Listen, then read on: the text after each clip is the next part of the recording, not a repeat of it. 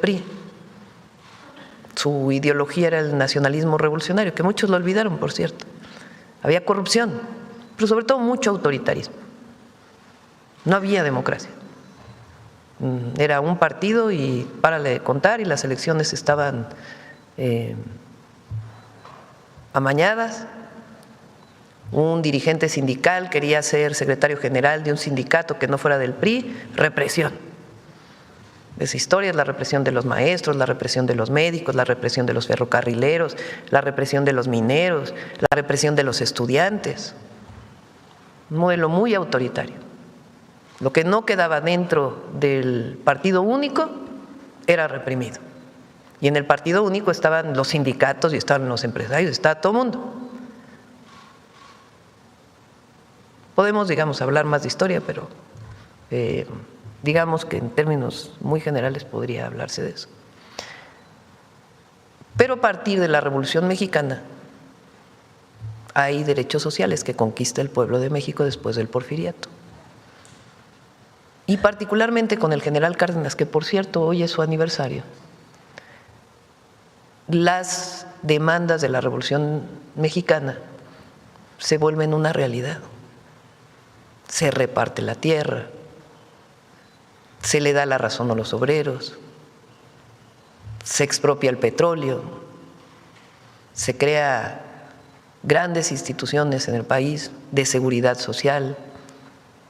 El IMSS se creó después con Ávila Camacho, pero en realidad quien lo diseña es el general Cárdenas.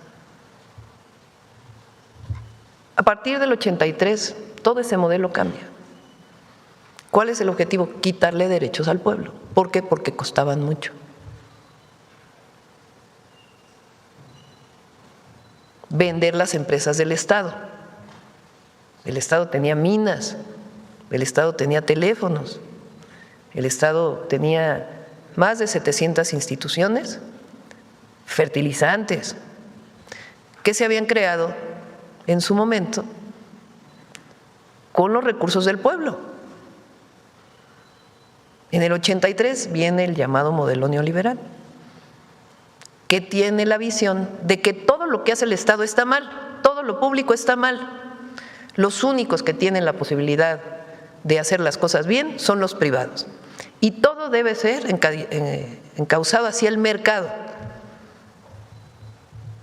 El Estado no debe participar en nada. Entonces, la primera etapa de Miguel de la Madrid, que por cierto fue una etapa de mucha inflación y muchos problemas económicos, termina con un fraude electoral, el de 1988, o sea, el autoritarismo. ¿A quién? Al ingeniero Cuauhtémoc Cárdenas. Y se impone Salinas de Gortari, antidemocráticamente en contra del pueblo de México. Y Salinas de Gortari gobierna del 88 al 94. Ahí se venden las empresas del Estado. Se crea esta idea de que México está entrando al mundo en desarrollo. No en desarrollo, al mundo desarrollado. México entra a la Organización para la Cooperación y el Desarrollo Económico, los países industrializados, es el momento de la bonanza, se venden las empresas del Estado, pero al mismo tiempo se van reduciendo muchos derechos del pueblo de México. Entre otras, a partir de ahí deja de subir el salario mínimo, cada vez alcanzaba para menos. Pero curiosamente, cuando termina Salinas de Gortari, que supuestamente ya México era lo mejor del mundo, se viene una crisis económica tremenda. Salinas dice, fue el error de diciembre, el error de Zedillo, pero lo cierto es que la economía no era de grande bonanza para que hubiera habido la crisis que se presentó. Entonces, todo aquel discurso que nos echaron de que todo iba para mejor, que ya estábamos entrando a ser país industrializado, se viene abajo con la crisis del 94, con el adicional del asesinato del candidato del PRI, de Colosio. Ese fue en 1994, y el levantamiento zapatista en Chiapas.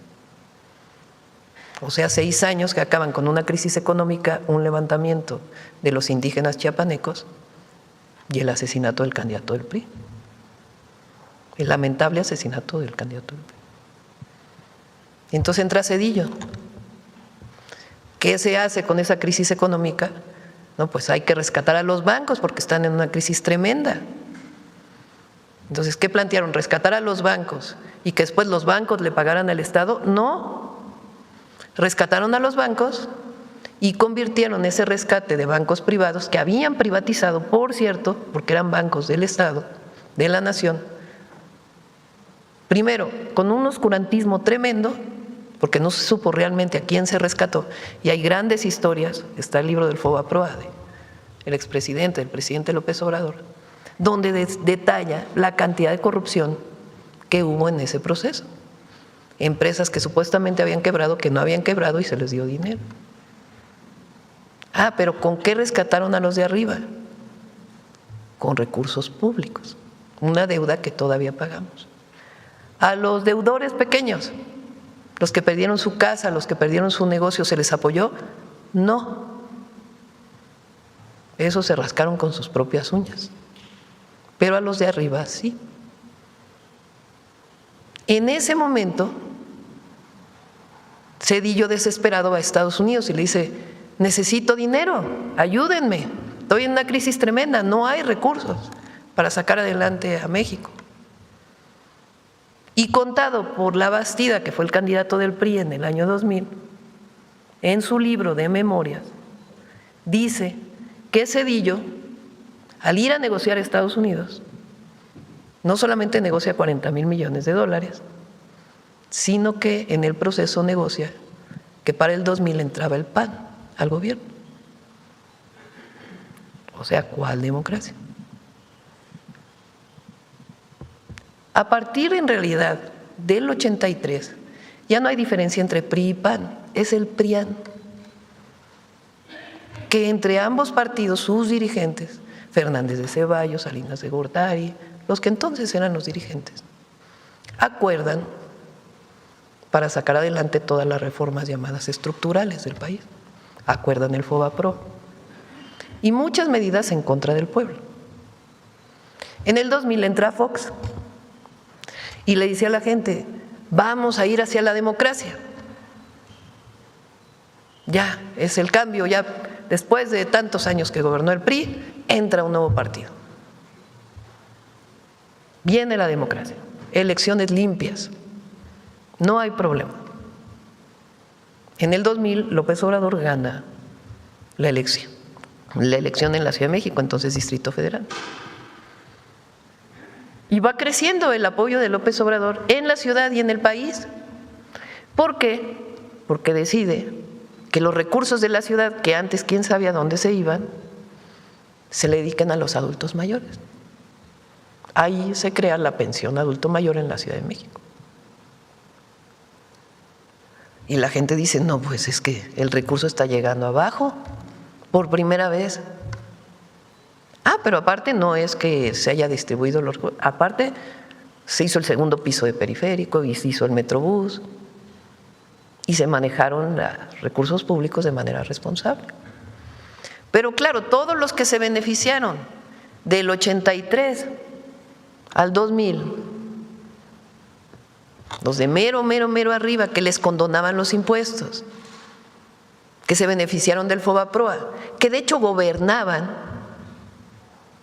dijeron: no, ¿cómo va a llegar López Obrador? Peligro para México. Y va creciendo la popularidad de López Obrador y Fox le inventa un delito. Le abre una carpeta de investigación, entonces eran averiguaciones previas. Dijo: violó un amparo por haber abierto un camino a un hospital. Nunca violó el amparo de López Obrador, pero el objetivo era que no participara en la elección del 2006. Y entonces viene el llamado desafuero. Viene el desafuero y la gente, ya no solo en la ciudad, en el país entero se moviliza. Dice: a ver, Fox, no que la transición a la democracia, no que ya es una nueva era. Son tan grandes las movilizaciones que Fox se tiene que echar para atrás y le quitan la orden de aprehensión a Andrés Manuel López Obrador. Y entonces él decide salir del gobierno de la ciudad y decir, voy por la presidencia. Y se viene una campaña en todos los medios de comunicación, así como la de ahora. López Obrador, peligro para México. Todos los columnistas que hoy escriben, escribían eso. Las televisoras, peligro para México. Y lo que era entonces el Consejo Coordinador Empresarial, que eran los empresarios de mero arriba, son los que se ponen de acuerdo, entre ellos Claudio X González, para pagar anuncios, porque antes se permitía pagar anuncios en la televisión en contra de un candidato. Y se viene una campaña tremenda. A pesar de la campaña, López Obrador gana la elección del 2006 y le hacen un fraude electoral. Se consume el fraude electoral con un presidente que llegó con un fraude electoral de manera espuria, igual que en 88 Salinas de Gortari. Para que hablemos de democracia, llega Calderón, como no tiene legitimidad, como tiene muchos vínculos con el gobierno de Estados Unidos entonces, se inventa la guerra contra el narco como lo principal de su sexenio. Había entonces 27 homicidios diarios en el país. Y entonces las agencias de Estados Unidos entran a México como Pedro por su casa, porque les abre la puerta a Calderón y pone al mando de la guerra a García Luna, que ya sabemos la historia. Pero es un momento en donde viene el famoso Rápido y Furioso, armas que entran de Estados Unidos a México deliberadamente y que después acaban usándose contra ciudadanos estadounidenses y mexicanos. Y viene después, no, ya Calderón pues ya nos ha costado mucho, va a estar difícil que gane el PAN. No, pues vámonos a regresar al PRI, que en realidad es el PRIAN. Y construyen la figura de Peña. Y gana Peña Nieto la elección en el 2012. Gana es un decir, porque se demostró que soltaron dinero a diestra y siniestra para comprar el voto. ¿Con qué? Con la llamada estafa maestra. Dinero público que pasaron a algunas universidades y desde las universidades se destinó a comprar el voto a través de tarjetas. Se demostró que hubo compra del voto. ¿Pasó algo? No. Llegó Peña Nieto. Y entonces viene la aceleración de las llamadas reformas estructurales, que es la privatización del petróleo. Que las empresas privadas puedan extraer de manera directa petróleo y la privatización todavía más de Pemex y la privatización de la industria eléctrica y la entrega de bienes al extranjero. Y en todo ese periodo, ¿qué pasó? Más pobreza, más desigualdad, enriquecimiento de unos cuantos. Democracia, pues ¿dónde? Si hubo por lo menos 2 fraudes electorales y una compra del voto. No, pero hay organismos plurales que garantizan la democracia. Hasta que en 2018 la gente dice, pues ya no, esto tiene que cambiar. Entonces cambia el gobierno y López Obrador dice, se acabó la condonación de impuestos. Constitucionalmente ya no se pueden condonar impuestos. Y se tiene que cobrar bien los impuestos y erradicar la corrupción. ¿Y entonces para qué alcanzó? Pues alcanzó para el Tren Maya, para la refinería Dos Bocas, para el interoceánico, para carreteras, para puertos, para aeropuertos y nada menos y nada más que para los programas de bienestar, la pensión adulto mayor, personas con discapacidad, becas en preparatoria, becas a estudiantes pobres en primaria y secundaria, Sembrando Vida, y empieza a subir el salario mínimo. Ya no es como antes, hay que subir el salario mínimo. Y fíjense lo que son las cosas, el salario mínimo, la desaparición del outsourcing y muchas cosas que beneficiaron a los trabajadores. Luisa era secretaria del Trabajo entonces. se hicieron de consenso. El presidente López Obrador le dijo a los empresarios, a ver, pues vamos a que la gente viva mejor. Y aceptan negociaciones, algunas veces más difíciles, otras menos. Resultado, 13.5 millones de mexicanos salen de la pobreza. Resultado, disminuyen las desigualdades. Resultado, ganamos la elección. Por cierto, vamos a cumplir 2 años del triunfo de la elección, de lo que llamamos el segundo piso de la transformación. Con la máxima votación de la historia y por primera vez una mujer presidenta. ¿Y qué estamos haciendo nosotros? Pues fortalecer los programas de bienestar, fortalecer el apoyo al campo y generar las condiciones para el desarrollo de la infraestructura en el país y el cuidado del medio ambiente. Esa es en 5 minutos, una recapitulación. ¿Qué es lo que pasa ahora, en este momento de tanta ofensiva contra el gobierno de la transformación y digo yo, el pueblo de México? Todos estos que gobernaron en su momento, que se enriquecieron, y estos partidos que forman parte de o las cúpulas de estos partidos que formaron parte de todo esto que ocurrió, dicen, ahora sí vamos a recuperar nuestros fueros. Los muchos medios de comunicación, no, ahora sí vamos a regresar a poder mandar de nuevo. Sí, nada más que nosotros nos llevamos muy bien con los empresarios, pero no gobiernan. ¿Quién gobierna? El pueblo.